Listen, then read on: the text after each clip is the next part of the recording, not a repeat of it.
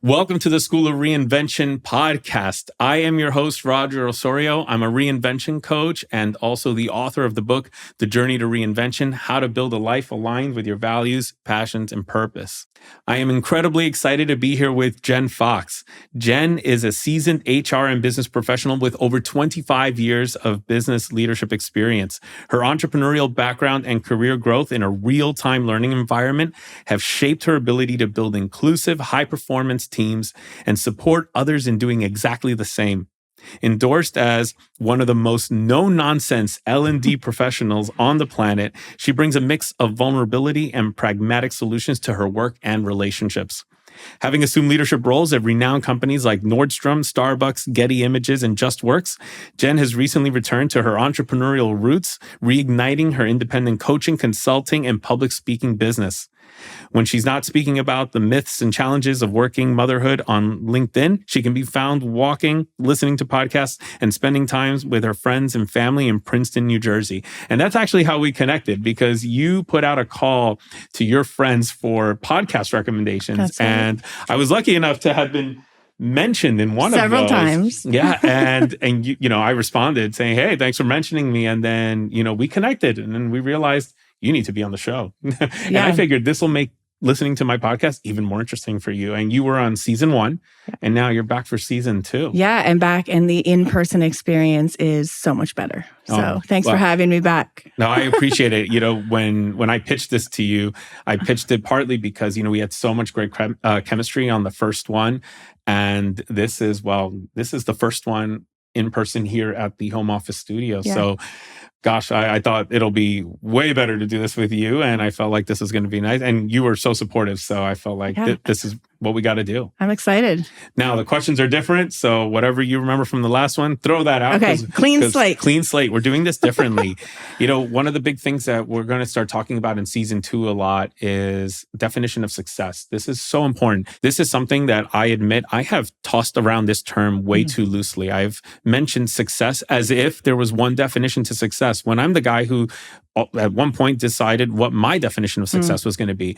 And so what that often looked like for me was I would, study up successful people. And then I would, in a talk, say, after reading up on several successful people, I learned these patterns. And then I realized, reflecting on that this year, that but that's assuming that those successful people I studied are the same kind of success that my audience is interested in. And what if they're not?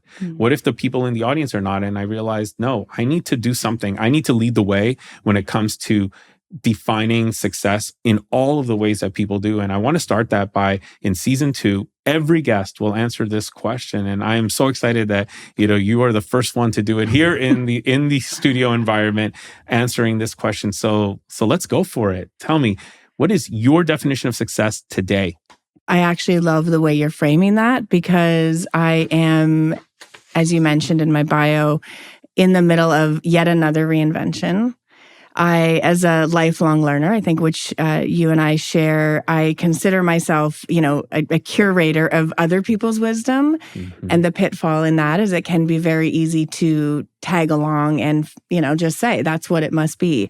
So I've actually been thinking a lot about this. It's a really timely question for me right now. And I would say, today, on this day, in this moment, what rings true for me is having it all without doing it all.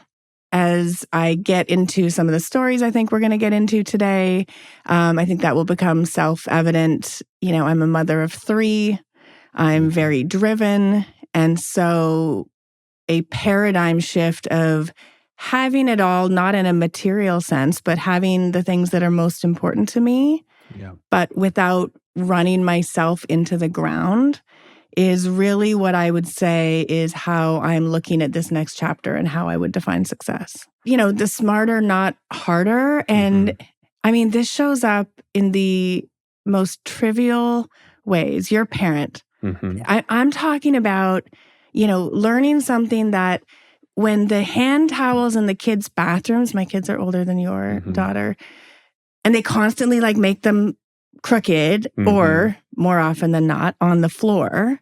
Did you know you can take a little hair scrunchie and loop it around the towel and it just stays there? No. So I'm talking about smarter, not harder on like the macro and micro level, the little things that can help me to focus on the things that are important to me. Yeah. Presence is a big one right now. And so there's so many things in my busy life that keep me from being present, when I want to do that. And so, yeah, it's smarter, not harder. It can be systems and things like that at work and delegation and things like that. But it's also like hand towels and it's everything in between. I'm thinking about things like, I think I get what you're saying, with obviously I've only been a parent for 11 months now. But with Sophia, one of the things that we've even done, it's simple things like signing up for a diaper subscription. Right. I realized that when I was going to Target all the time, waiting for their deals, spend $75, get 15 or 25 back or blah, blah, blah, all of this stuff. And this hassle and in trying to time it out, it was a hot mess. Sometimes I'd end up with too many boxes of diapers at once. Other times not enough. And then you're running to the store and you're still buying it at the local grocery store at like way higher, twice the price. And I just thought, you know what? Yeah. This is not working smart. This is definitely working much harder to try to save a few bucks. When the subscription saves you almost the exact same amount, maybe a little less. However, I no longer have to go through all of that effort, all of that hassle. And it's such a silly thing. It's, diapers. I sometimes I'm like, wow, diapers. But you know what? Ever since we got that subscription and now they send it to me, I mean, that's just so much easier. I always have everything I need. I never have to go run to the supermarket. But it is. It's those little things. And I think it's that. I do think also at some level, and I wouldn't ever want to speak either for all, working women, certainly not for working fathers. But I do think at some level, we are programmed to think that we should do it the hard way, right? Yeah. We should have the right diapers on the right date at the best price, like all the time. Yep. So I think that sort of deeper belief about we can and should do it all drives some of those things that makes it harder. And then, like you say, you remove that resistance. It's like, why didn't I do that a long time ago? Yeah. So I think there's layers and layers to making things easier on ourselves. Yeah. I think that's why I got into that whole, that hustle of the Target discounts and coupons, because I thought to myself, this is what needs to be done. And it's a little bit of effort, but it's, to your point, it's like, this is the way it needs to be done. Yeah. And then, then it's letting go of that and saying, no, there's a subscription. Just do that. It's okay to have things delivered to you and save yourself a trip to Target. All of those kinds of things. Well, and you think about, so if I say the first part of my definition, having it all, what do you get back when you're not at Target? Well, you get the time with your daughter, which is actually what's important, right? I'd rather take her for a walk than having to run on an errand. They're running an errand. That's right. So, when looking at, and I think that's why for me, like zooming out and looking at all of the different, domains of my life and where they intersect, where you take from one and you're, what's that saying? Take Peter to pay Paul, whatever that saying is. But there's a cost to the other things when we make those decisions. And so sometimes there's those levers. Do we pull the lever of a few dollars or a few minutes of my time or, whatever that looks like in order to prioritize the things that actually bring us more joy? Yeah. It's, I'm even thinking about things like having a nanny. Yeah. So this was something that when we looked at the finances, working smarter, not harder. Yes, there is a harder option that comes at a much lower cost, but it also takes away the opportunity for my wife and I to work on this business, for me to work on this business. Someone is going to have to, watch Sophia and be with her. And so this was something that when we decided it, we knew we're dipping into savings to make this happen. To your point, what did we get back as a result of that? One, I am so much more well-rested at the end of the day in terms of I can now shift all of my focus to Sophia. I can, in the mornings before our nanny arrives, I love being able to just wake up and sometimes just cuddle with her. If I'm not going to the gym that morning, I can just play with her in the morning and hang out with her. Sometimes even take her for a walk early in the morning, so that she can see the sunrise. And that's it. It's like, beautiful. Cool. Because I know that in a couple of hours, someone's going to arrive, spend the day with her, and then I get to focus on what I have to do, and then I get to go back to focusing on Sophia.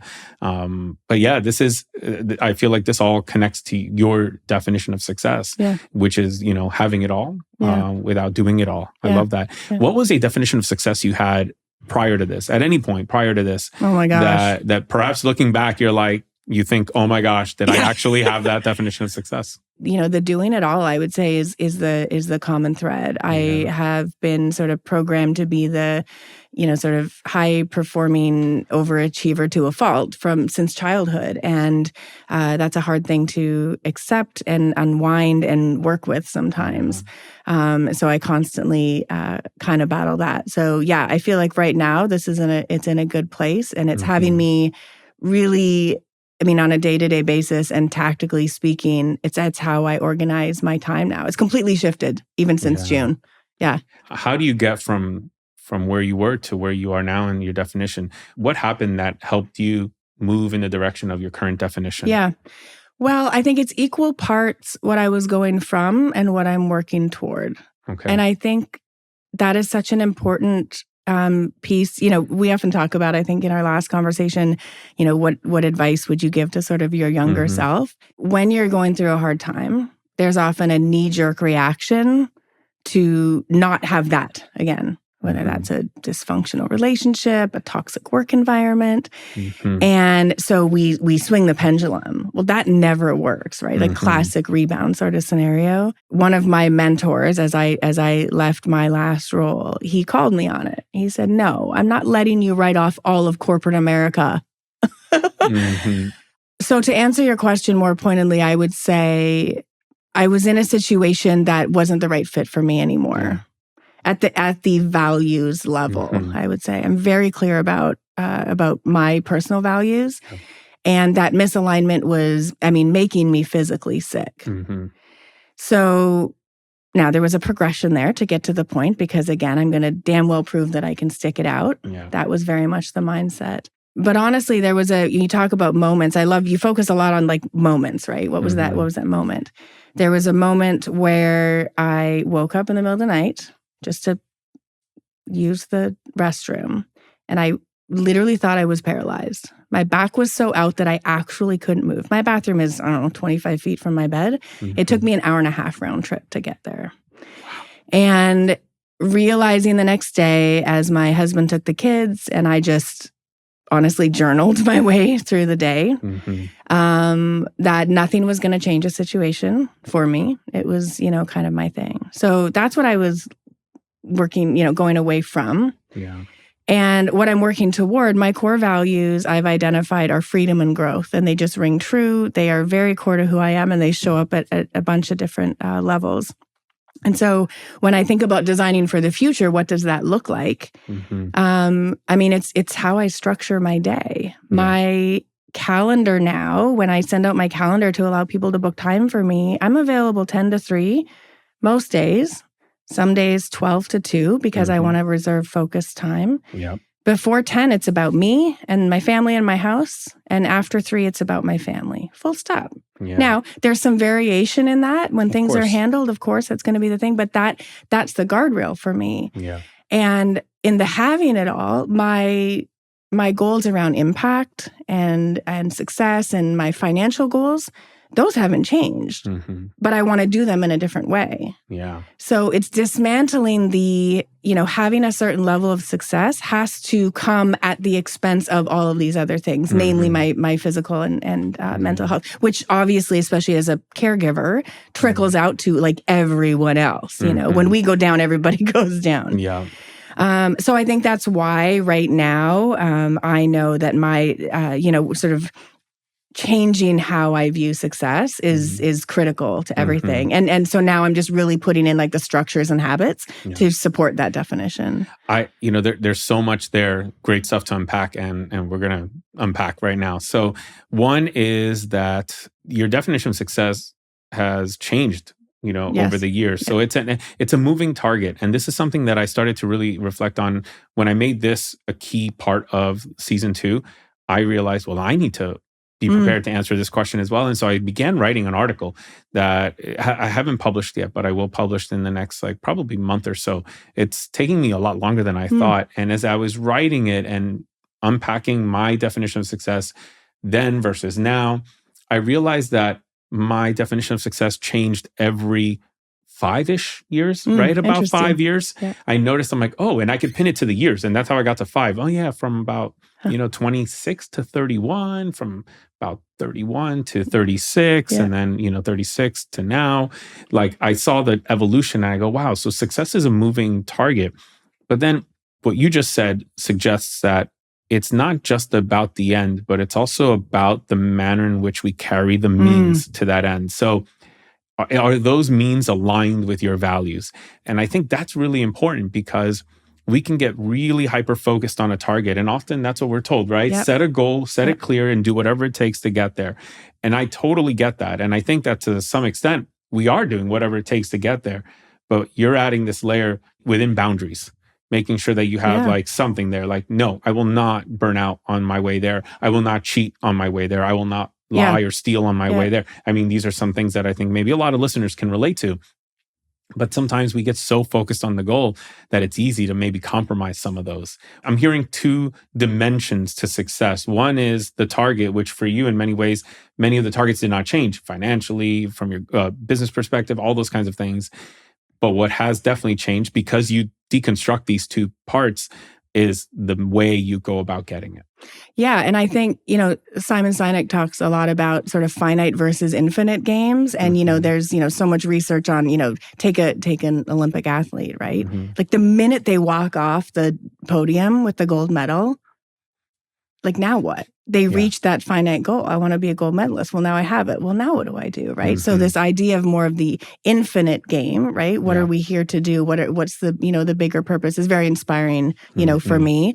And the other piece, I think, to what you just said, I'm really going deep and focusing a lot right now on resilience and trying to dismantle what I think is a lot of misunderstanding about what resilience is. I think there's a lot of focus on resilience is like, get back to it. Yep. And I think one of the most essential steps is recognizing those early warning signs, right? Like, don't wait till you literally can't get out of bed at night. What were the early warning signs 3-6 months prior that had I listened to those, I may have made different decisions. It would have never had me like go down that path. And I'm always amazed by how many people, a lot of us, have to wait for that rock bottom moment. Well, I hope that through conversations like this, through the, hearing stories of other people, we can start to get more attuned with, how can I just pay attention to that? When the light comes on my dashboard on my car, like actually it's not true. I was going to say I don't ignore it. I actually do sometimes. But you're like, not today. In general, you want to pay attention to those things. Yeah. Well, how can we identify what those are? Because they're very personal, to the individuals. Sometimes it's you're not sleeping right. Sometimes you're more stressed, you're irritable, whatever it is. So I think if we can get in touch with those early indicators, then we can course correct more easily rather than waiting for that rock bottom that's going to have us have to have a complete pivot. Wow, we really broke down success here in a really deep way. But I think the key takeaway here is there's 2 dimensions to this. And for anyone listening, really thinking about it's almost like your conditions, your rules, your terms of engagement for pursuing whatever you set as a goal. But what are the terms for the engagement in that? What are the rules for that game that you're about to play? And set those in alignment with what matters to you and what's important to you. And and then go play. Then go for it. Go for it. Yeah. Have a blast and go nuts. Really go all out at that point, but within those boundaries. And there's a lot that could be done within those boundaries. And I think that's really important. Let's talk about beliefs. Empowering beliefs, disempowering beliefs. Can you share with us a belief that really drives you right now? I'm really trying to get to your operating system.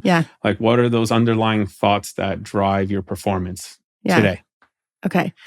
So my underlying belief is something I never want to hear in the middle of a hard time. Just caveat. But I truly do believe it. And it came from a period of my life when I was very focused on personal growth. And I also was doing sort of some spiritual exploration. I had this sort of spiritual teacher, and she got up this one week and she said, everything happens for you.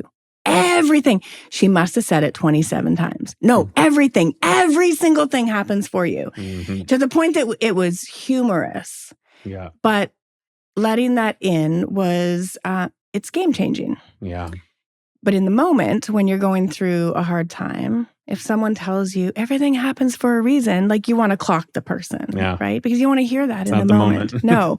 But I would say from a core belief as part of my operating system, when I can step back and get some distance from whatever's going on, I truly do believe that, because I can look back, right? Nothing ever makes sense in the moment, but I can look back and go, oh, had that not happened, that wouldn't happen, that wouldn't happen. And where I always get to as a mother is like, oh my gosh, had that terrible thing not happened, I wouldn't have these kids.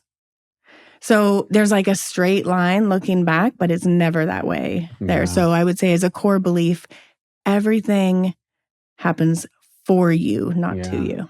It's a big one for me as well. And I totally hear you. It's not an easy one to practice because in the moment, things are really tough. But for me, the key has been to reflect often enough that I really learn and believe in this. And so ever since, I think the first time I ever did this was I think I was 19 or 20. And I reflected on something that had happened when I was in high school and how it impacted me while I was at university. Okay. And that was like the first moment where I go, wow, if that had not happened, as much as it sucked back then and I hated that it happened, this would not be happening today. Yeah. But the point being, it was around that time where I first had that connection. And since then, I have really done a lot of work to reflect on a lot of things to the extent that now I can actually look forward with that. And it's only recently, I would say the last couple of years maybe, where it's been tested, like even when my mother passed away, and really believing that this is life happening for all of us, including her. And that was the biggest test, because how do I handle, I mean, this is the moment where I could argue I've got every right to say, F that. That's BS. And why is this happening to me? Why is this happening to us, our family? Why did this? But no, and it was the big test, and I felt like, wow, I passed that test, and more importantly, forget that I passed it. It allowed me to really be at peace and to really be able to grieve in a way healthier way. Honestly, in a beautiful way. Yeah. I mean, I wouldn't want to change the way the way I grieved. I just thought, wow, that was. Wow. Patting myself on the back, like that was one of those first moments, and I think this is a powerful belief that can power people through many, many, many things, but it takes practice. It takes a lot of faith, I think, and all of that, so that you can actually apply this looking forward and not only like later when things have worked out. Yeah, that's like I'm sorry for your loss. A beautiful story. That. And that's like level 2.0, right? Because it's easy to look back and make sense of it all. Yeah. But applying it looking forward and even like expecting the challenges that are going to come up, but knowing you'll get through it, it's beautiful, powerful. It's and I think that's why it's such an empowering belief. So I love that you shared this one, because this is one that I want the audience to hear about. I want the audience to know that, and here's an example of what it looks like in practice, how you developed it and how it helped you along the way, and the real feelings that come with it at the beginning. It takes time. Like it doesn't feel great at the beginning, and you have to work through that. But there are ways to get better at it so that you can reach that, the way you put it, 2.0 level, and be able to really apply it going forward. So that way, when those things happen, take a breath. You can take that deep breath. I mean, honestly, that's it. It's a deep breath, and you are like, you know what? It's okay. Life's happening for me. I just got to wait to figure out how. I just got to wait to figure out how. But patience. Yeah, exactly. Yeah. What's a limiting belief that maybe you've, been dealing with recently, or maybe you even just overcame, but a more current one?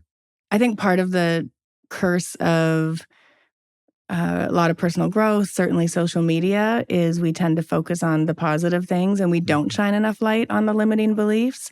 The most powerful and profound limiting belief is, at that core of feeling not good enough, waiting to be found out, just that sort of deep belief of what would happen if I'm not actually what people think that I am. And there's an interesting thing there, because I would say one of the things I'm most proud of is I try to live an authentic life. What you see is what you get.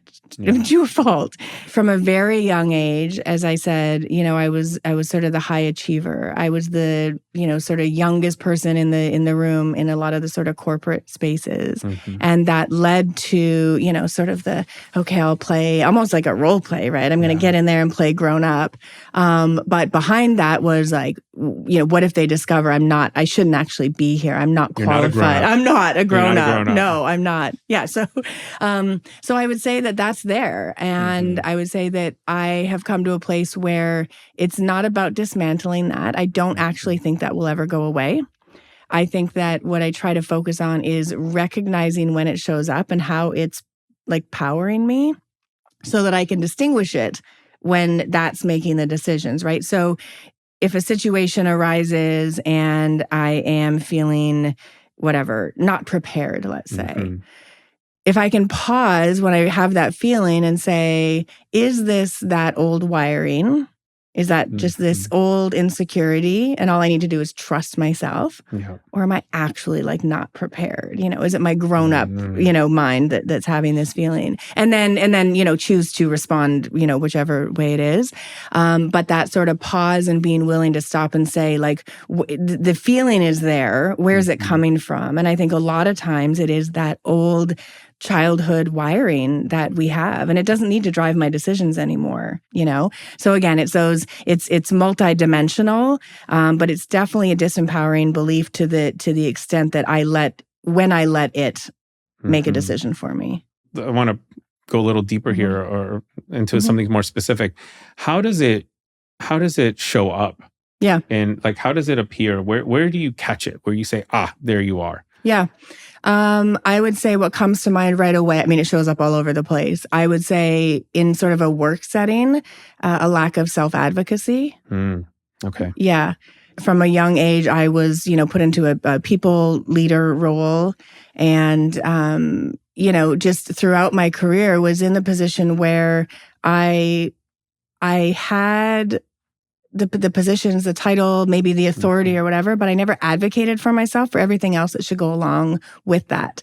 So when I'm not in the room that I should be in, I would at some level sort of discount to myself, like come up with explanations for why that was and why that was okay. I'm lucky to have this. So maybe I shouldn't ask for more. Exactly. Just keep your mouth shut. You're lucky to be in the room. There we go. Exactly. Yeah. So I think it's in those ways, especially in sort of a work setting, where I wouldn't advocate for myself. And I don't think that came from a, like, what would happen if I did. It's just that, like, that really deep belief of, I'm lucky to be here. I'm lucky to be here, yeah. I'm lucky to be here. And here's the interesting thing. I think that's also a very empowering belief, like gratitude.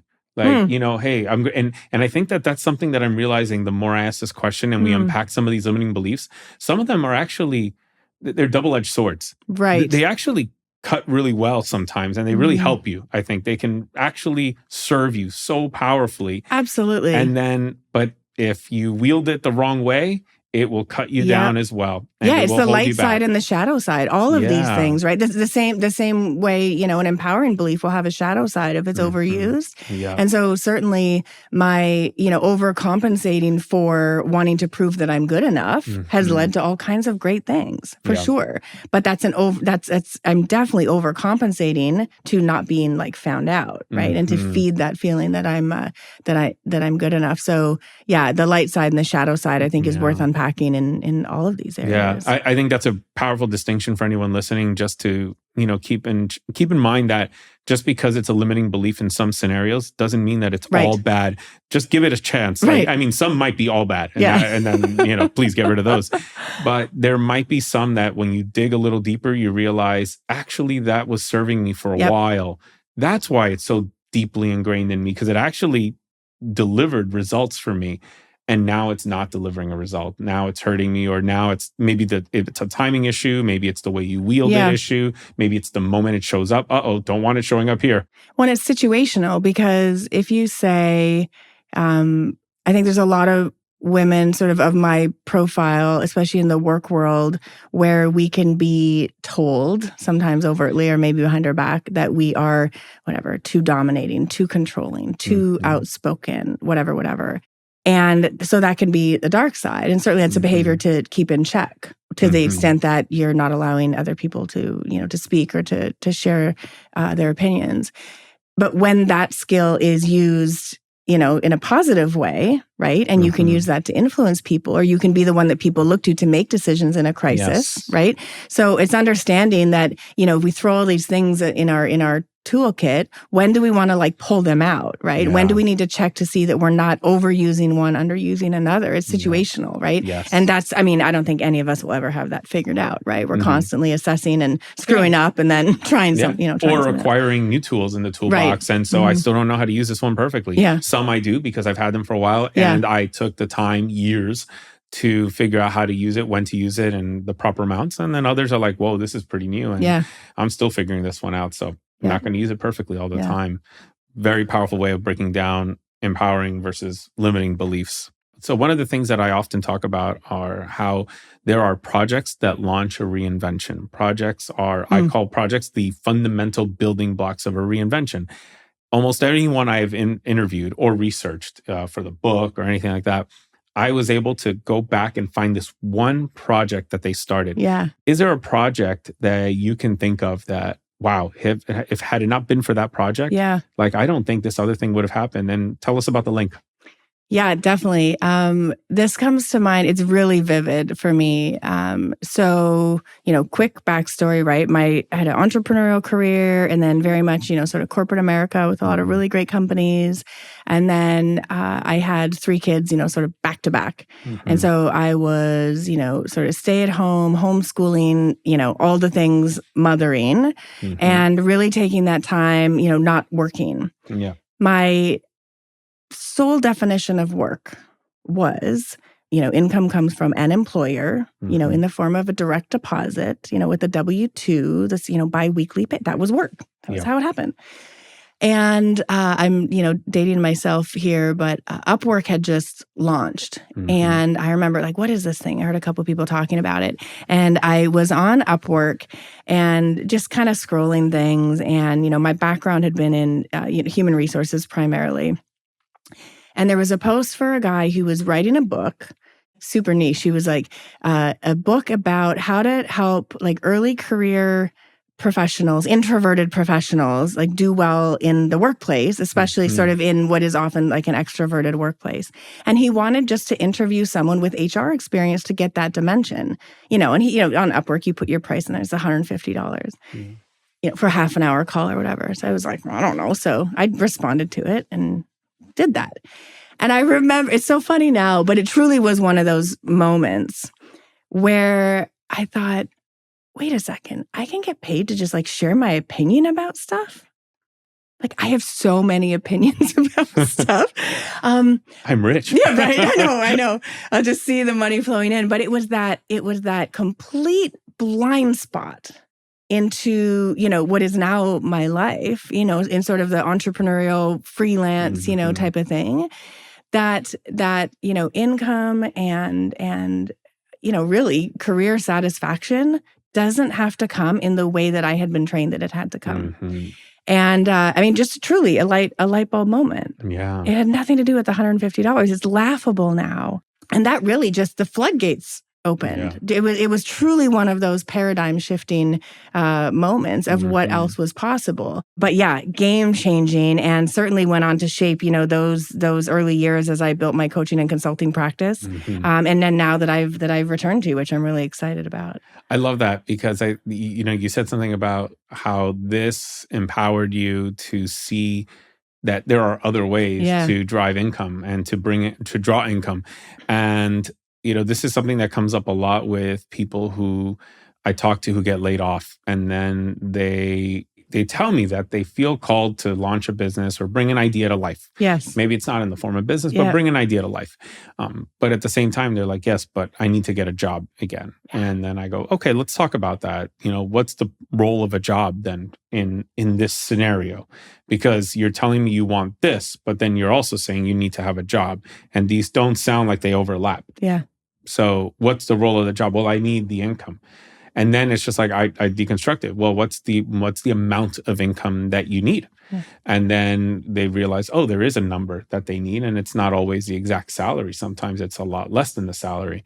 And then I go, well, what if you could recreate that salary? And that's what you just said, that was your breakthrough. You realize I could piece together, the but income I need. It was like scary too, right? Of course, of course it's scary. Well, once you see it, you can't unsee it, right? Because then I knew if I chose to go back to, just the mainstream, sort of like one job thing, it was a conscious decision that I wasn't doing the other thing, right? So once you know something, you can't unknow it. And so it's like, oh, okay. And I then went on to, go back into a full-time role for several years.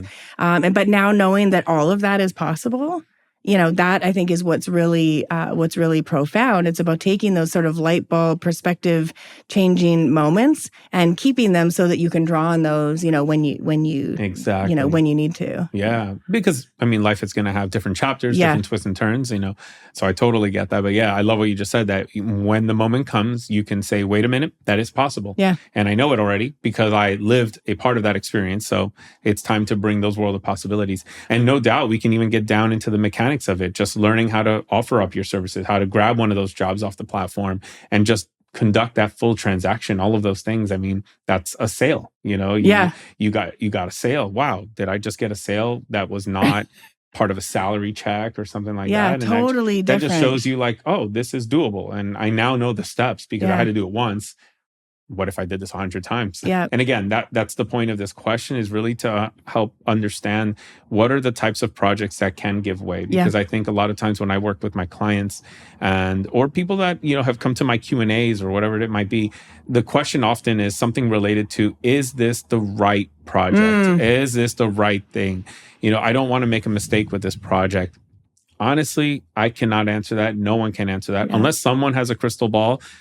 You can't answer that question. It's really just do it. And chances are, any project you do, as long as you get to know yourself better, you discover something, as you did, about like, wait a minute, I can sell my opinions or I can sell my expertise and my experience to someone for a fee. That's something different. I didn't know about that. That right there is it. Like, and it's not like you went full-time on Upwork and just, sign up for another 100 of these. Opinion-giving professional. Opinion-giving profession, yeah. You give them away for free. So I'm sure you do.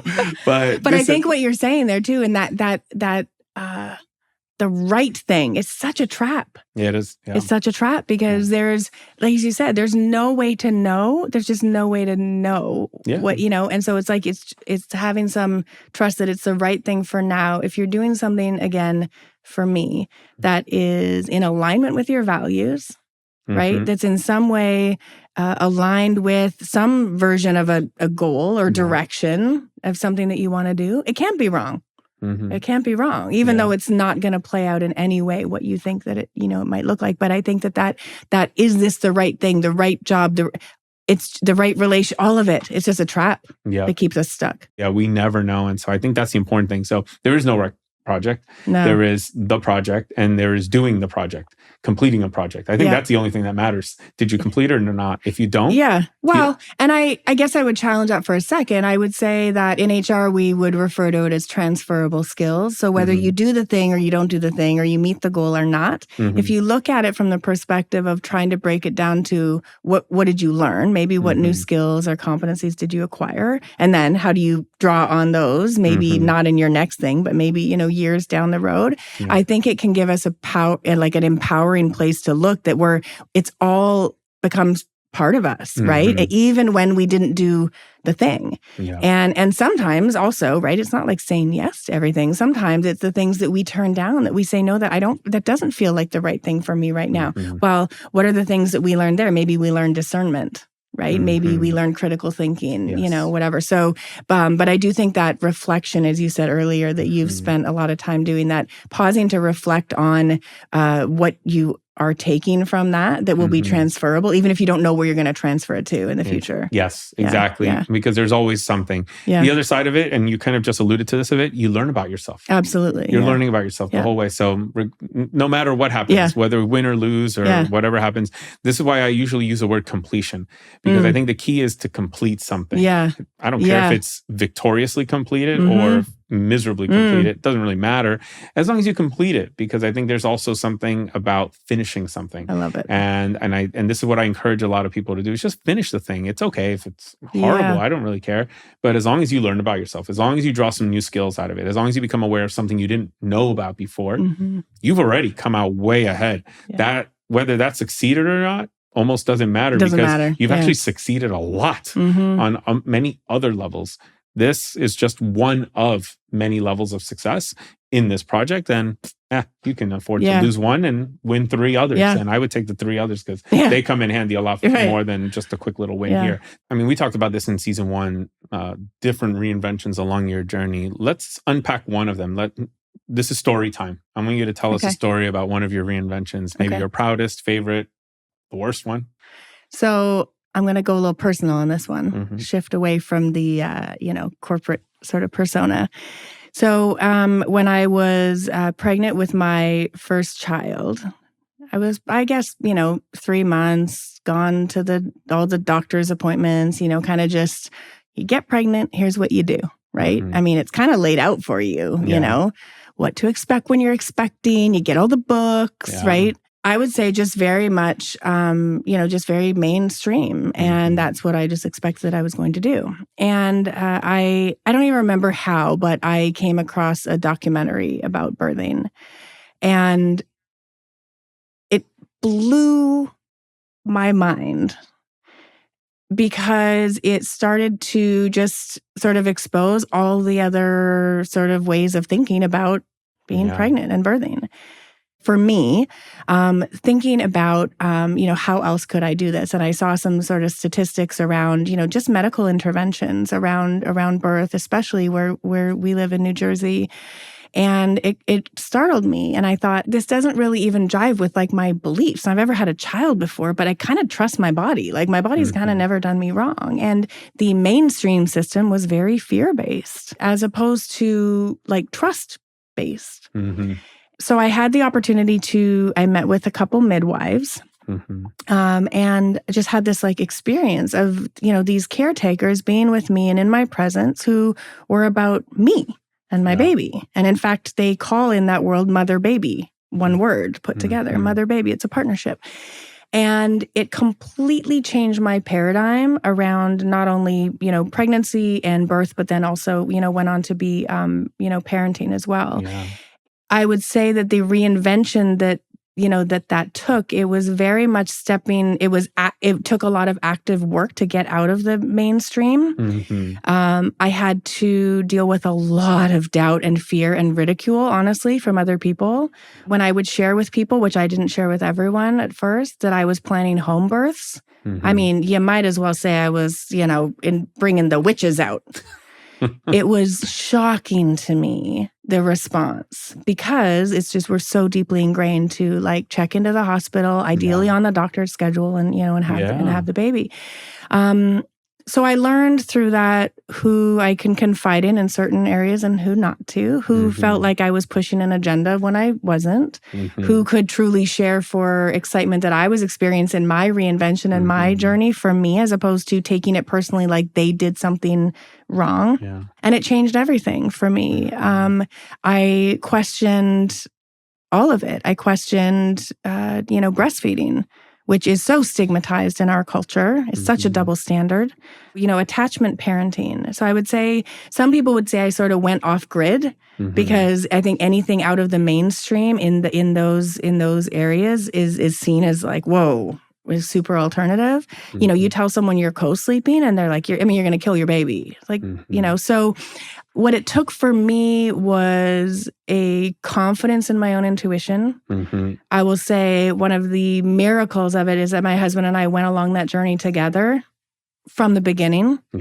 And so we had sort of like double intuition guiding us. And so we knew that even when we were facing doubt out there in the world, it didn't matter. It felt like it was our decisions to make. And learning to just deal with the naysayers and not internalize those things. Now my kids are 9, 11, and 13. I don't know. We'll see. So far, they're great. So far, they're great. So there you go. And a lot of lessons. At some point, there can't be a warranty. Like, you gotta be like, look, warranty period has passed. It is expired. That's right. Now it's on you at this point. Well, and I remember one of the sort of core, kind of guiding principles, I guess, if you will, around attachment parenting is that if you build a strong attachment when they're younger, that when they're ready to detach, they do so with confidence. And so I would say that now, again, looking back, right, as we say, like looking back in hindsight, as I see my kids start to become more independent as we're in the teenage, early teenage years and starting to see that confidence, is that because of that? I don't know. I'm going to say that it is. It's an empowering context for me, self-validation to do that. So I guess stepping back for a minute and thinking about this proudest reinvention and getting away from the subject of what I'm sharing, I would say the lessons in that are trusting your intuition, being willing to question, tapping into the courage or wisdom from maybe sources that you haven't gone to before. I think, mentorship and things like that, especially in the work world, are so important. And then just having that open mind to chart your own path, because let the other people chart their path. So there's a lot to talk about there, but certainly when I think about proud, definitely that is my most proudest. Proudest reinvention. Yes.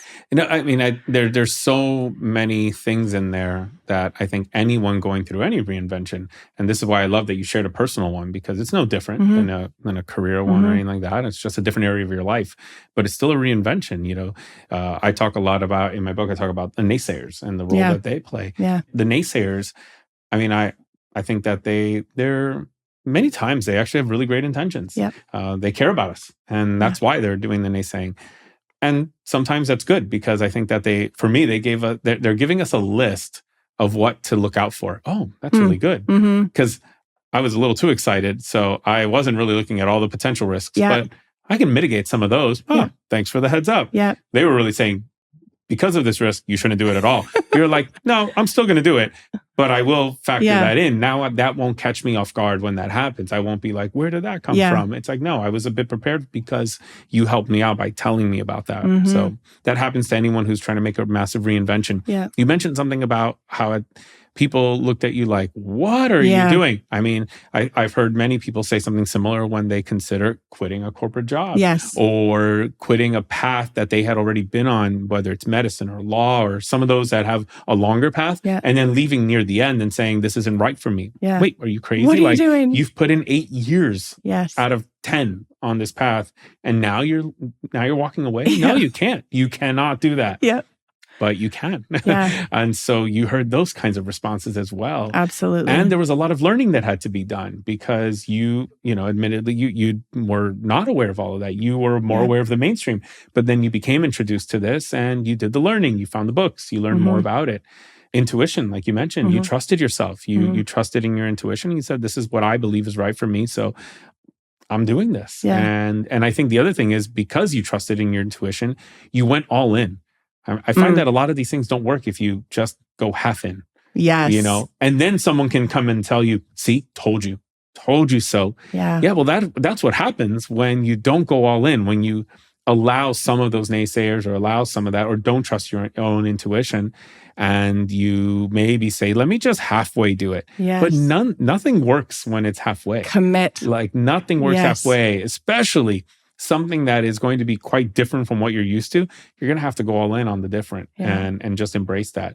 And I feel like hearing the way you went about it, and the fact that both you and your husband were aligned and committed both in on this journey.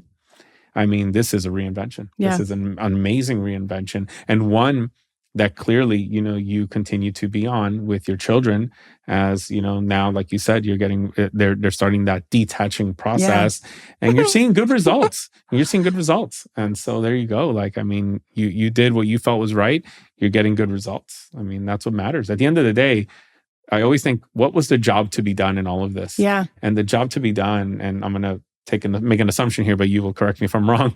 It was you wanted to raise happy, healthy children. Yes. I'm guessing that was like the big kind of, ultimately, I'm doing this for them. Not for me. I'm doing this for them. Yeah. And I want them to have the greatest possible life that they can have.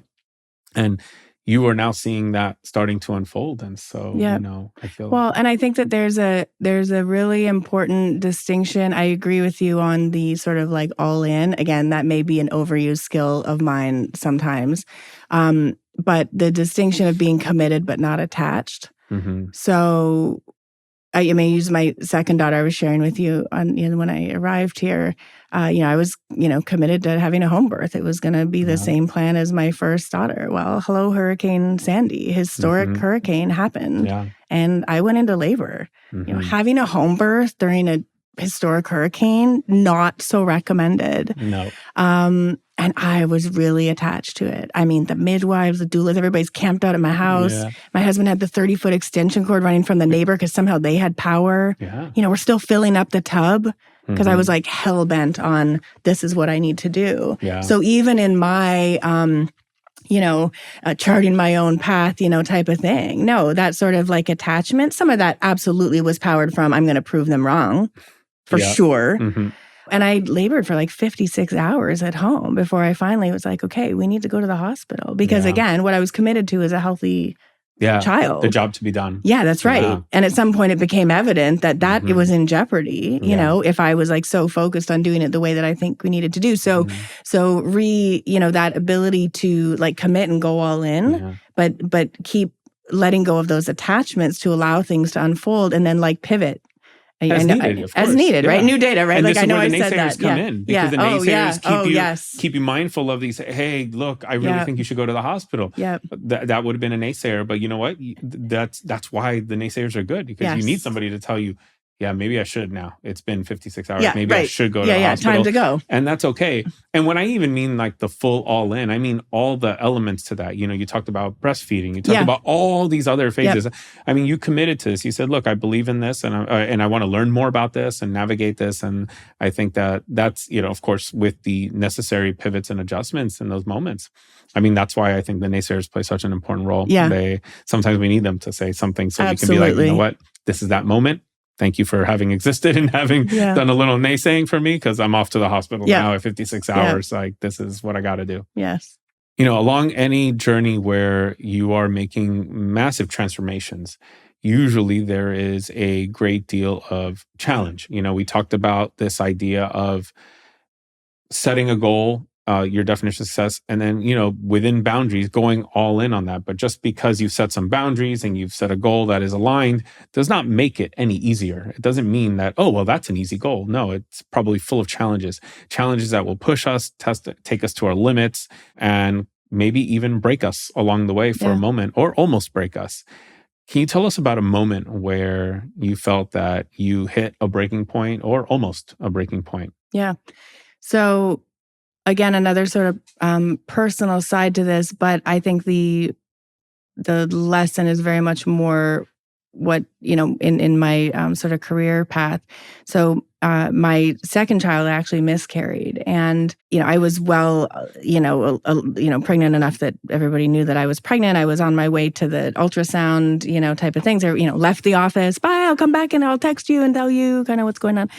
And and then getting that like devastating news. I mean, broke me at an emotional, personal level for sure. But the moment I want to talk about was my return to work. So first of all, as now as I've shared, that what I thought resilience was like, get back to it, just dust it off, get back to work. So, which I did like 4 days later. Wow. Which is like so stupid in hindsight. Don't do that. I had a, well-meaning colleague at the time that had sort of talked to everybody and kind of said, don't don't talk to her about it from such good intentions. Mm-hmm. First of all, the stigma around like pregnancy loss is like huge, right? If there's something that I could, dismantle in the world, that would be one of them, because it's one of the loneliest experiences that not just the woman, but the parents can go through. But then, so coming back into the workplace and having nobody talk about it and like not even acknowledge it, to the point that it was like reinforcing my own business as usual. Oh, well, now everybody else must also expect that it's business as usual. So that like sort of flywheel happened. And so I never, I didn't deal with it. Well, fast forward maybe, 6 weeks or so, I'm like getting acupuncture, like I'm doing all the things, right? Just to try to find some way to relieve the stress. Yeah. Certainly I had supportive friends and family, but I had a very active career. And so that's where I spent all of my days. And I couldn't bring that part of me to there. And my colleagues were close. They were friends. Yeah. So there was like a big disconnect there. And it was like really, really, really hard. And subsequently showed up in that, hurricane birth. I had to release all of that fear. It was really holding me back when I had went on to have my second child. So when I think about what broke me, I would say it was not being true to myself and like actually giving voice to my feelings and my experience. Yeah. It was not allowing me to grieve. You talked about grieving for your mother, to grieve on whatever timeline that I needed, but really going along with what I thought was expected of me. And trying to keep everybody else comfortable because it's uncomfortable to talk about loss. Nobody wants to talk about loss. Yeah. And, again, this was, this was several years ago. I think the work world has evolved a little bit. It's a little bit more bring yourself to work these days, at least in a healthy work environment. And that wasn't the norm, more back then. And so, I would say like definitely a lesson there in not segmenting yourself. Like we're one person. If that means you have to set a boundary and ask for what you need, take additional time, find the support groups, like whatever it is for whatever setback you're going through, losing a parent, I would say a huge lesson there to not just like stuff it down. Yeah. I'm a big believer in sort of mind body connection and just, the science now that's showing how much our immune system is impacted when our emotional system is not healthy. I'm a big believer in that. So yeah, definitely, there's a lot of times I would say that almost broke me, but that was, I would say, the one that really, when I unpack it, I can take the most lessons from and carry that forward. I appreciate you sharing that. And I mean, now having, first time father can only, like, I can imagine now, but wow. Like it's, I think, and to your point, because there's such a stigma around this and it's just such a, it is what it is in society. You're right. And it's such a lonely thing. Especially if there's a stigma around it, it becomes such a lonely thing. Yeah. So it's really hard but I can also appreciate, like you said, and it sounds like you can appreciate the really good intentions that your coworkers had, your colleagues had. They really had you in mind. Wasn't the best way to do that, but they didn't know that. And they were doing what they felt was best at the time. For anybody listening, this is something to think about, in case you're there for a friend, like being there. It's okay to talk about these things. We want to talk about these things. Like, when these moments happen, I wanted to talk about my mom, when she passed, like I wanted to talk about it. I didn't want anybody to just be like, hey, if they said, tell me about her, I'd be like, oh yeah, right. done. Let's do it. Like that was a good thing. Like I wanted to tell more stories about her. So I totally hear that. Appreciate you sharing that. Thank you. When we talk about reinvention, there's so many things that we have to do and overcome in order to even be able to feel like, am I living the reinvented life? And I consider the reinvented life different than success. Even our own definition of success, that is, our respective definitions of success. I can say that I want to write a book. That is essentially becoming a content creator. And writing the book is one thing, but getting onto the path where I'm writing regularly, like I'm a content creator, that's like for me, the moment where you realize I'm now on the field. Like I'm actually playing the game now. I haven't scored the goal yet, i.e. writing the book. I haven't scored the goal yet. I haven't won the game yet, but I am playing this game now. And I think that when you realize that, there's something powerful about that. Is there a moment like that you can think back to where you realized I'm in the game? Like I haven't won it, haven't even scored a goal yet, but I am in the game. Yeah, absolutely. Again, I love your focus on moments because I think it's grounding actually to stop and really get present to a moment as opposed to like a chapter. So the moment would have been standing in a hotel room, getting ready to deliver my first keynote. So I had flown to Tennessee to do this, hired to do it. It was a 90-minute keynote. And I mean, I was so nervous the night before, almost like made myself sick about it. But I remember what I wore. I remember getting dressed and sort of, outfit check in the mirror and just stopping and realizing, wait, I'm doing this. Like someone paid me to fly here to come and I'm going to go talk to these people and impart something like for 90 minutes. This is it. And I remember it feeling both scary and exhilarating and like all the things all in the same moment. I don't want to step over that part of me definitely felt what we talked about earlier of the like role-playing dress up. Who am I? I mean, to the point of like literally feeling like, does this outfit feel like me? I mean, literally feeling almost dressing up in a different persona. But yeah, I would say that was sort of a turning point of being on this path where I could take the, sort of collective set of experiences that I've had through my career and my life and share that with other people and do it in a way that, that delivers value and fun, walking up onto a stage and there's lights and all this other kind of stuff. So it's a fun thing to think back on. I love that story because there's so much to celebrate in that moment. And yet it's not like you have hit the target. No. You haven't won the game, but it's just being in the game. And I think that's really important for people to consider because I think it's easy to get caught up in, well, I have to exit my company that I haven't even launched yet. It's just a seed of an idea, but I'm only thinking exit for several $1 million or whatever it is, and boom, they're going to write me up on TechCrunch. They're going to write me up somewhere. Right. I've got a killer app. I was the founder. Boom, and you're like, wait a minute, but you're not even in the game yet. This is just like a very raw idea in your head, and you're not even playing the game yet. But there is something still to celebrate, and we need to celebrate that moment. It's a massive accomplishment, especially when you're making a reinvention and you're going from, whatever you were doing to something pretty different, just to be able to say, I'm in the different thing. Yes. Like I am now on this new field. I was in a completely different arena, in a very different set of rules. Wasn't even playing this game. And now I'm in this game. I mean, for me, it was teaching. I mean, the moment I was tutoring regularly, I go, wait a minute, this is what I wanted to do. Yes, I want to do this in a classroom and I want to do bigger things in this. I want to win more games, but I am playing the game. Yeah. And it's just such an amazing thing to be and it takes the presence, right? And I will say my most recent experience with this would have been 3 weeks ago when my daughter's 5th grade class is doing an egg drop. And here I am, on the field at 1:25 on a Tuesday afternoon. That 4 months ago, I would have been on a Zoom call, guaranteed. So being able to now say, now I'm in the game, well, because now it's the game that I'm playing here, which is boundaries and balance and being able to have it all, right? With my integrating my work and my family.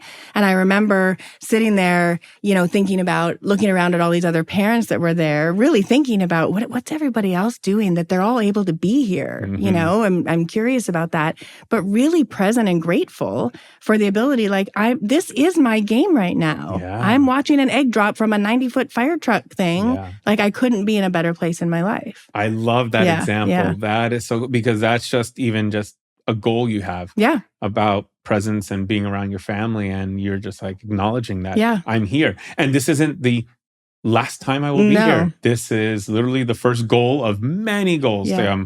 And here I am. Yeah. I love that. Thank you so much. Her egg survived, by the way. And the egg Not survived. Thank you to my engineering. That's all my husband, but the egg survived. And I love how you said you were on a field, because you were literally on a field. Literally on the field. For this. Yeah. One of the biggest objections that I get to, especially career reinvention, but even personal reinvention, is related to money. I mean, there's countless ones. I mean, the list goes on and on, but I could say, one that comes to mind is, well, I have a certain lifestyle and the salary I make, it has to be that salary so I can maintain that lifestyle, or I can't afford it. I live paycheck to paycheck. I'm barely covering what I have now. There's no way I can reinvent myself. And there's so many different versions of that, right? And obviously money plays an important role. And this is something that, as we grow this platform, I want to invite people to talk about what was the financial journey like for them? Because there are so many different listeners with so many different circumstances.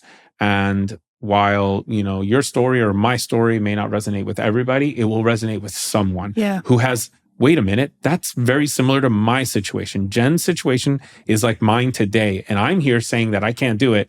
And yet she did it. And it worked. And it didn't fall apart on her. And she even kind of shared the how. And now I get it. And so tell us about finances on your journey to reinvention, wherever finances played a role. This is an open-ended question. I love that you're asking about this because, again, it's one of those areas that we just don't talk about. It powers everything, but we don't talk about it. So if you're a listener and you're like, don't talk about this because my financial situation is a mess, I got you. I'm actually building out a course right now.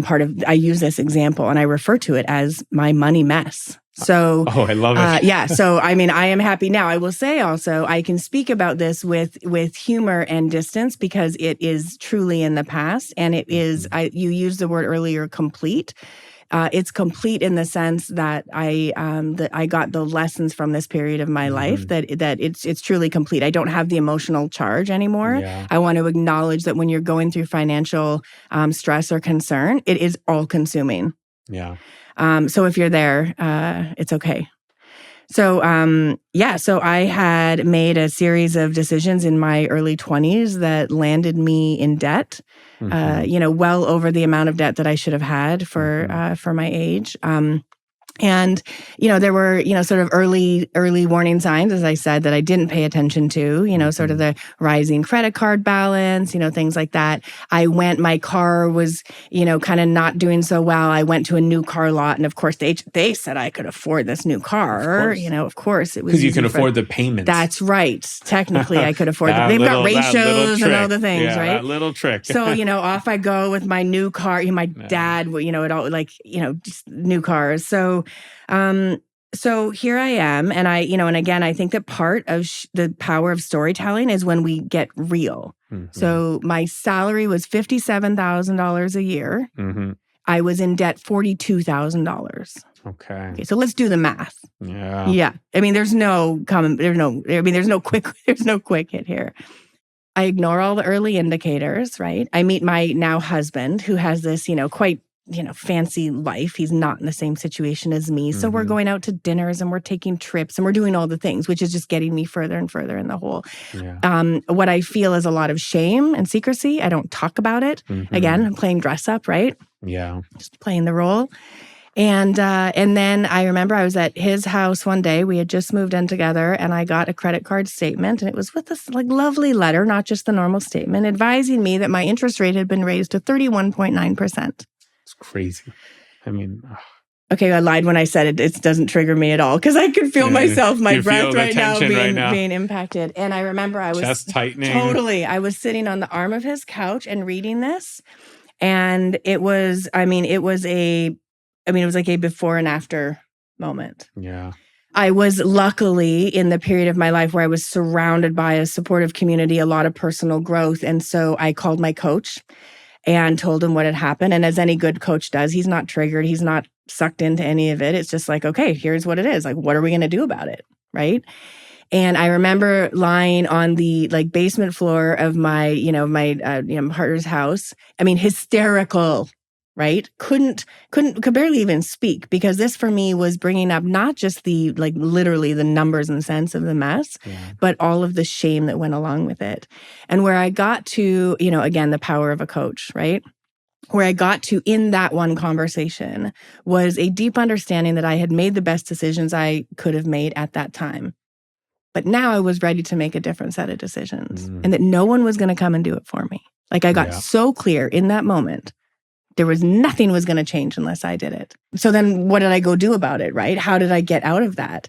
I had to, day after day, walk through the discomfort and all that emotion that there was. The very next day, I remember I booked a meeting room at my office and I called a credit counseling agency. One of the hardest calls I've ever made. Now, to them, they're like, you're customer number 952 today. They could care less, right? Again, not emotional for them. Whereas I feel like I'm bearing my deepest, darkest secrets. I consolidated my debt. I sold my car and went and got a used car. I started a monthly tracking sheet where I tracked, it was red.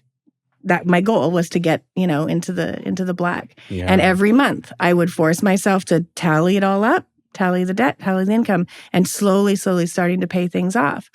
And so going through the discomfort, I had to say no to some things that I had otherwise wanted to do. So when I come back and I look at it now with distance, it would be very easy to just say, oh, I just handled it. Yeah. In no way did I just handle it. Yeah. It was painful. It's a journey in and of itself. Absolutely. And it was those hard minute-to-minute decisions that I had to face. One of the things that I had to actively work to dismantle was using the term, I can't afford it. Because I realized that was a very self-limiting perspective, very much informed from the past. And instead, I'm choosing not to spend this. And, so language matters. I really believe language matters when we're going through some of these things and creating new habits. And really that commitment, led me to make a game-changing decision of moving my life across the country to take a job that would really, sort of propel my income to a level. Luckily, I had sort of an equity payout. And I remember the day that I went to update my spreadsheet and it went green. I know people say in the black, but make it green. Green is better than black. I like green. Right? Green is better. Green is like green and money. I get it. I use green where the whole cell turns green. Conditional formatting. Yeah. Yes, conditional formatting. Exactly. That's it right there. When you're in the green, it literally turns green. It turns green. Because it's easy then to see, if I forecast, I see yellow and red block. Right. And if I see those, I go, I have to see what caused that. Yeah. And then you notice and you're like, okay, can I fix this? Yeah. And this is months in advance. I'm looking at it right. Oh, I didn't think that was going to happen. That's right. The car insurance payment hits in that month. Okay, so maybe something else can give and I can fix that and get it back into the green. But then you have your power back, right? Yes. And I think that in hindsight, when I think about what had me be successful on that, it was about a 3.5 year journey, I'm going to say. So not an overnight fix in any stretch. I made a lot of big life, decisions that went into that. But I remember that feeling of just feeling more powerful. And I will say, this is 20 years ago. I still, when I get my bank statement, because I also, my credit rating was horrendous. Yeah. And that sticks with you for a long time. Yeah, it takes a while. I'm no word of a lie right now. This is 22 years later. When I got just 3 months ago, because just, my bank sends me a thing, view your credit score. Yeah. My credit score was 850. It's the highest you can get. And damn well I was that 27-year-old on the floor thinking, look at how far, I did that. Uh-huh. And it wasn't magical. I know exactly how I did it. And so I think if you're going through a stressful financial time, know that there's so many possibilities of how to overcome it, right? It's not easy. Nope. Right? But no one's going to come and change it for you. It's a series of decisions, right? And I think doing the deeper emotional work of your beliefs around money, we're programmed at a young age. A lot of us, money doesn't grow on trees. Money is scarce. And I think unpacking some of those things that power our spending habits it's just so worthwhile because then everything becomes a little bit easier when you go to actually deal with the dollars and cents of it. So I love talking about money now. Yeah. Is why when I get to coach people and they're all, I want to make more money. How much? And they can't even put a number on it. They're uncomfortable speaking the number. You're never going to make the money you want to make if you can't say, I want to make $125,000 a year. Yeah. If you can't say it, you're not going to make it, right? So I think really unpacking the stories we have about money and just having it be something you talk about as freely as you talk about what's for dinner, there's so much power there.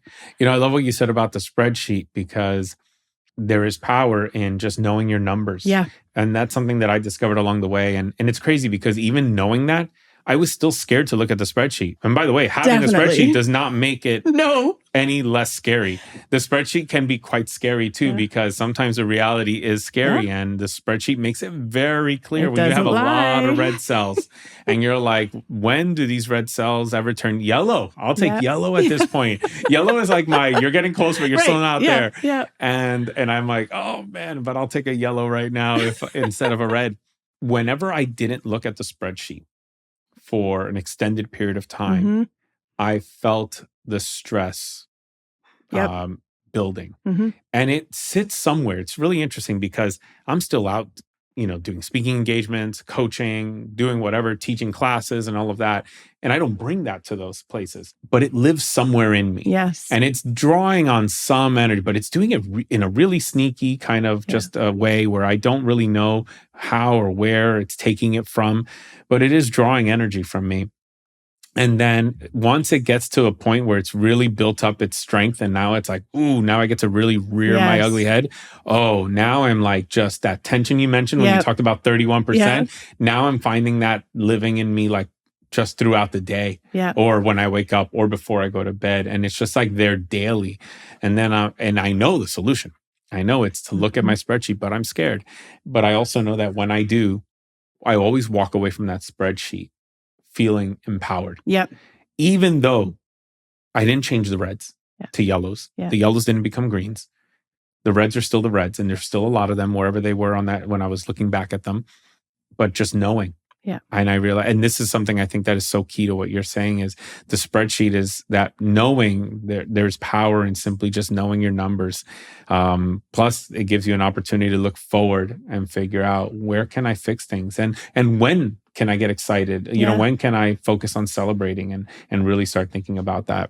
I appreciate you sharing so openly, even numbers around what the debt was and all of that, because everyone's working through a different version of this, and we need all the stories. And to your point, we don't talk about it enough. And so imagine how short on stories we are. Yes. The ones we hear tend to be the same ones. But we need all the kinds of stories. So again, I just want to share my appreciation with you on that. Let's talk about balancing life and also your mental health on the journey to reinvention. Let's start off with just how you define balancing life and mental health. I hope that there comes a day very, very soon when we don't talk about it as mental health. It's just health. I love that at least we're talking about it now because we weren't before. But now carving it out makes it a separate thing, and it is truly not. So I would say for me right now, how I define health, being healthy, is it's my mind, it's my body, it's my my emotions, my relationships, my sense of fulfillment. It's all of that. And I think trying to separate any of those things, one just comes at the expense of another, And I think that a lot of us have comfort zones where it's easier maybe to focus on our physical health, and we're like, going to the gym and, going through all the motions, but we're not paying attention to that other dimension. And so I think that I don't think of it as balance. I think of it as integration. I think we are one person, whether it's at work or at home, our body, our mind, it's just all connected. Yeah. And I think that that's at the core of a lot of our, just the epidemic we have right now, especially raising young people right now, constantly being confronted by the sort of state of young people and the incidence of, depression and suicide and things like that. It's so scary. And it's like, who cares if I'm feeding them organic vegetables if they don't know who to talk to when something's gone wrong at school? Yeah. So I would love that the, trained professionals, teachers, caregivers, leaders in a corporate environment start to almost honestly stop focusing on mental health and start thinking about holistic health. I Yeah. think it's the only way we're going to move forward and not over-index on another thing, because I think, I think the pandemic really shone a light, on the need for focus on mental health. And, the good companies started providing all the apps and the meditations and the listening sessions and all that other type of stuff. But at the core of that, maybe someone is isolated, and they don't have healthy relationships. Well, they can meditate all they want, but that's not going to help them. So, so I would say right now my focus is really on holistic health for myself and my family. Let's talk about relationships on the journey. And this takes on, so many meanings for so many different people, right? I've heard so many things. I mean, for me, relationships played a really big role, and vice versa. The journey played a role in the relationships that I got into. Yep. And so, and those are, I'm referring there to romantic ones. But there's also relationships with our friends, with our families, and all of that. Tell us about what relationships meant to you on the journey. Yeah. Well, like you said, there's so many different dimensions. I would say, sitting from where I'm at now, what I would say about relationships as they relate to my reinvention journey is figuring out who plays what role. Looking back, it's easier to do. But I think it's one of the most powerful things we can do in the moment in order to use it as a tool looking forward. So when you think about a relationship where, especially when you're going through, any type of a transition, it's very easy to put all of that sort of weight. If you're in a partnered relationship, you're bringing the emotional weight of the uncertainty, perhaps, maybe the financial concerns about that. You're putting all of this weight shows up on that relationship. And I mean, that takes its toll, right? When you think if you don't have a relationship and you don't have a trusted place where you can do that, and then you come to work and you expect work to fulfill your every need, well, that's not healthy either. So I think thinking about relationships and how they've shown up for me is I like to think of sort of having a personal board of directors, if you will, of knowing sort of a team of people who I know the different roles that they play in my life, So I've got the friend who I can call who will side with me every time. I am always right, damn it. And that's it. That's all I want. I just want to vent and be heard. I'm not looking for solutions. I just want to be validated that I'm right. I love that person. I've got the friend who will start out with that way, but will absolutely then pivot to what are we going to do about this? I've got the business mentors who I can call and say, I'm setting my price for this, and I'm concerned because it's bringing up all this stuff about, am I good enough? And I can just cut to the chase about it and remind me who I am in that context. So figuring out, and again, I'm well into my career journey where I feel really lucky to have all these people. But I think the risk of not figuring out who's who is we can put the wrong weight and the wrong set of expectations on the people who are closest to us in our life.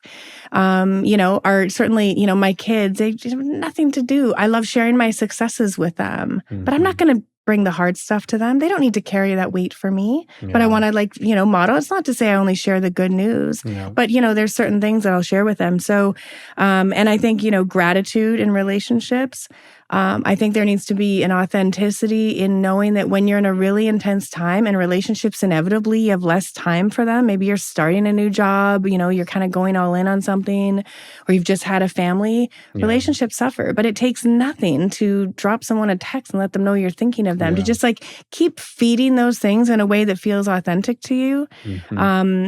I think is one of the most, important things that we don't, when we talk about going all in, that can come at the expense of a lot of, especially our relationships. And that stuff usually comes back to, to not work out very well. So relationships are important. And I think if you don't have trusted relationships, I would go back to my money mess example of realizing nothing's going to change it for you. You're not going to build the relationships and find the people in your life if you're isolating yourself in your apartment. And it's hard. And I think at the very time I'm going through some stuff personally right now, we're having dinner literally tonight with friends. And my husband said, do you want me to cancel if you're not up to it? And I said, I'm going to walk the talk here because I know my tendency right now would be to withdraw and say, no, I just want to stay home and I want to isolate. I know full well what's best for me is to go out and connect with people and have some distance from it and like fill, sort of my emotional kind of bucket. Mm-hmm. So nurturing relationships often doesn't come as the first thing we want to do because it's more comforting to just like often withdraw. Yes. But we're never going to build those. We have to be willing to put ourselves out there. Yeah. And I think one of the best ways to do that is if you have like one trusted person, use them as an access to open other doors. Tag along with them to things, right? Yes. Ask for introductions. It's vulnerable. It's scary. I think it takes all of us back to the, sort of middle school cafeteria vibe when you walk in and is anybody going to like me? You'll never have those relationships that are essential. They say it, when at the end of people's lives, that's the one thing that they talk about. It's the one regret, right?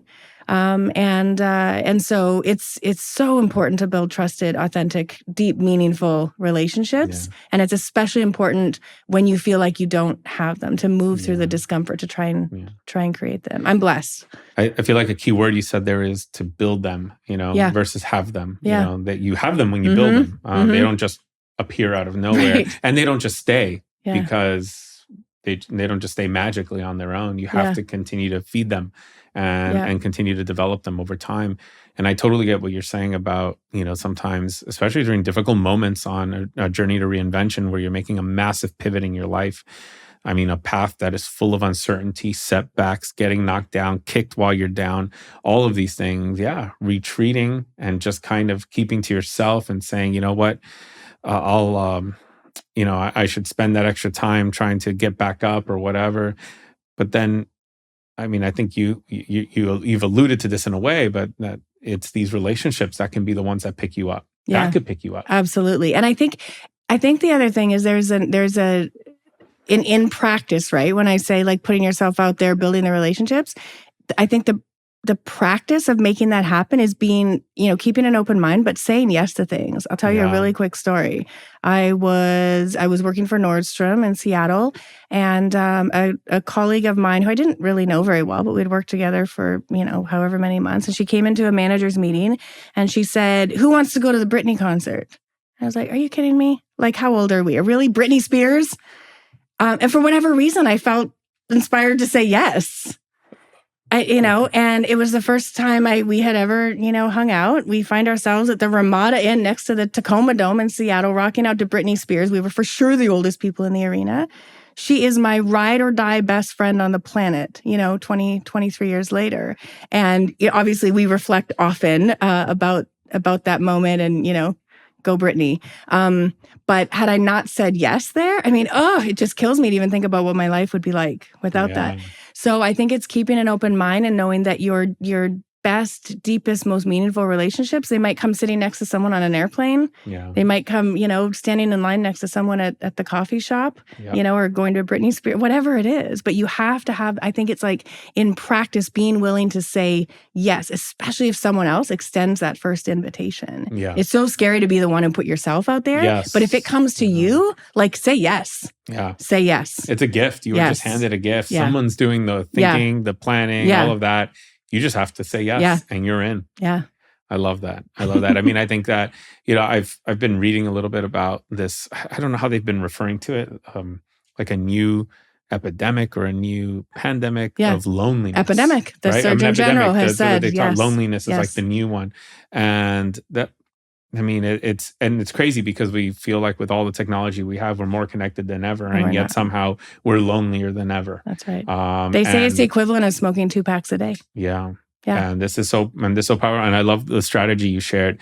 Find that one person who can be the one who connects you to all the opportunities and just lean on them, because this person, draws energy from bringing people into other experiences. So they want to do this. Like they're winning when you say yes. Yeah. So it's not like an extra burden or anything like that. And sometimes those people are partners. I know there are many times like on the journey where I tend to want to withdraw a bit. My wife has been the best partner in pulling me right out and saying, no, like, let's, invite all these people over. Let's do this. Let's do that. And because, well, I'm like, okay, I guess I'll just say yes. I mean, that's really the only decision I have to, that's the only effort I have to make here is to say yes and then show up. Yeah. Like, I mean, does it get any easier than this? And do you ever regret it? Never. And this is why she, like, at this point just makes me go. Because she goes, come on. You're going to, and here's how we always start. This is the funniest thing, but I have to share this. So it always starts in this way where she'll say, hey, my friends are doing a thing at their place or whatever. Like, let's go there. No, it's, we've got it's a really busy week. I really just want to relax and unwind this week and kind of just chill out and all of that. No, come on, let's go and all of that. And finally I start giving in. And then I go, all right, what time does it start? Well, they said, people can start arriving around 4:00 or something, whatever the time is. Okay, well, then let's just agree right now that we're going to come back by like 6 or something like that. And she has learned to just, okay, sure, we'll come back early. I hear you. You're right. We'll come back early. That's fine. Because she knows that once I'm there, she's like, babe, it's 9 p.m. It's 9 p.m. I think we need to go. It's probably a good time to go. And I'm like, just hold on, like a few more minutes. I'm talking to someone. And this literally happens every single time. And I always end up being the last one to leave. Yep. So she knows it's just a matter of getting me out She's going to be great with your daughter gets out. Because the kids inevitably like, no, I don't want to do that. And you just know they're going to be fine once they get there. So you just have to move through it. So you've trained her. There we go. Yeah. So I'm, and I want to share this story because I think the story is important because it's one of those things that we also have to trust. Like when someone who knows us, especially a dear friend, is inviting us to something, they're not just doing it on a whim necessarily.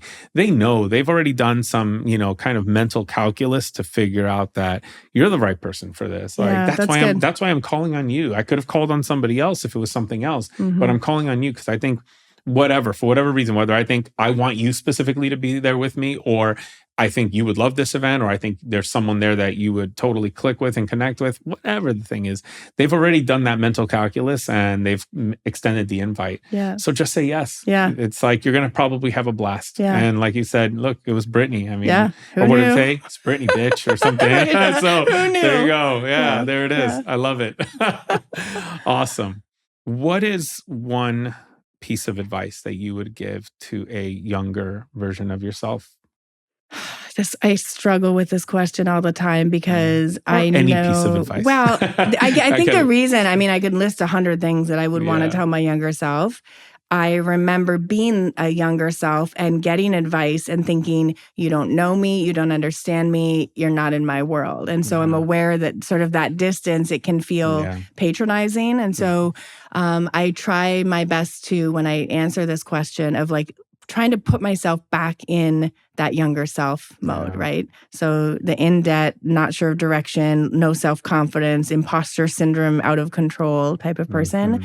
What would I want that person to know is just, it's all going to work out, but it will look nothing like what you think it's going to. There you go. So again, it's that, I would say, do the work to figure out your core values. I use core values, but whatever, your core beliefs, your foundational guiding, whatever it is, terminology you want to use. What are your guardrails? What are your non-negotiables? Figure that out. Be committed to living those. Yep. But then let go of any attachment to what that's going to look like. The job, the paycheck, the partner, the life, the house, any of it, because it will look nothing like what you think it is. And so it's believing, I guess, that sort of a little bit of blind faith in the world, I think could do people some good. I love that. That's perfect, just as you said it. Jen, thank you so much for sharing so openly, sharing your insights, your stories, your numbers, your tough moments, the ones that almost broke you. This is how we learn. This is how we find and develop the courage to walk our own journey to reinvention. It's through hearing these stories. This is how we learn what's possible, by hearing your goals, and this is how we even maybe figure out how to begin walking in that direction by learning from some of your strategies. And you shared all 3 of those with us.